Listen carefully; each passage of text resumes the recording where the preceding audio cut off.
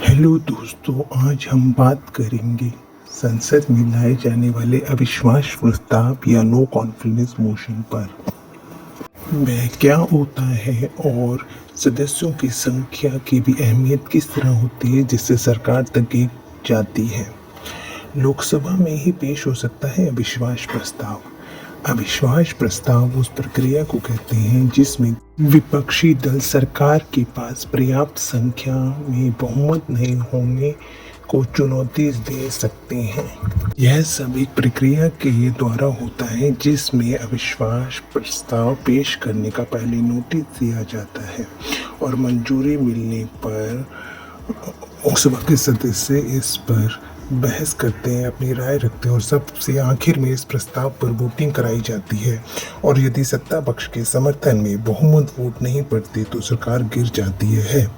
यह विश्वास मात्र केवल लोकसभा में ही लाया जा सकता है।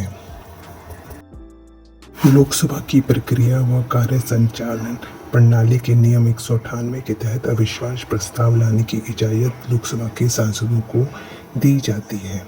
कोई भी सांसद इस नियम का उपयोग उस स्थिति में कर सकता है जब उसे सरकार के अल्पमत में होने का शक हो।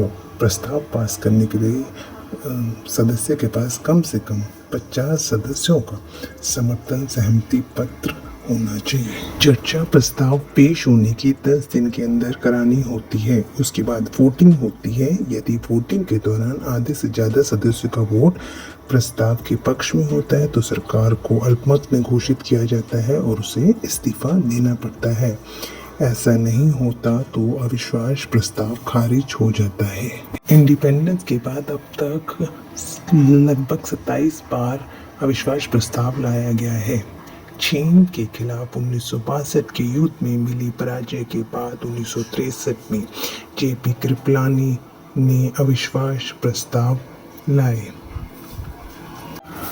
लेकिन बहुमत की वजह से प्रस्ताव खारिज हो गया था। वर्ष 1964 से 1975 के बीच में 15 बार अविश्वास प्रस्ताव लाया गया।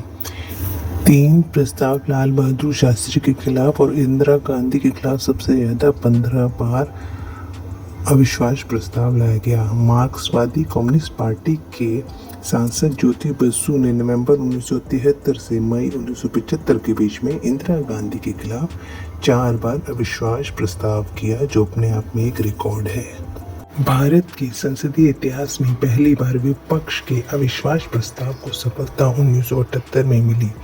आपातकाल के बाद हुए चुनाव में जनता पार्टी को बहुमत मिला और मोरारजी देसाई प्रधानमंत्री बने।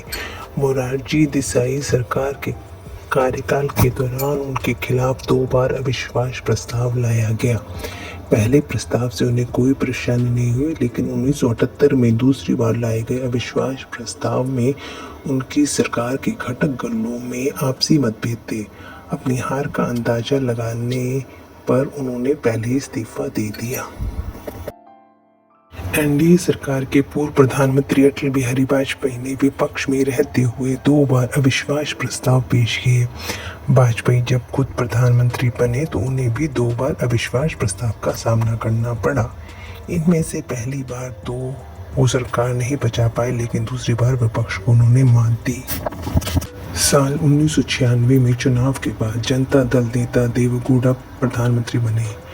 1 जून 1996 को कांग्रेस के समर्थन से वे देश के 11वें प्रधानमंत्री बने। 10 महीने बाद कांग्रेस ने समर्थन वापस खींच लिया और 1997 को विश्वास मत हासिल न कर पाने के कारण उनकी सरकार गिर गई।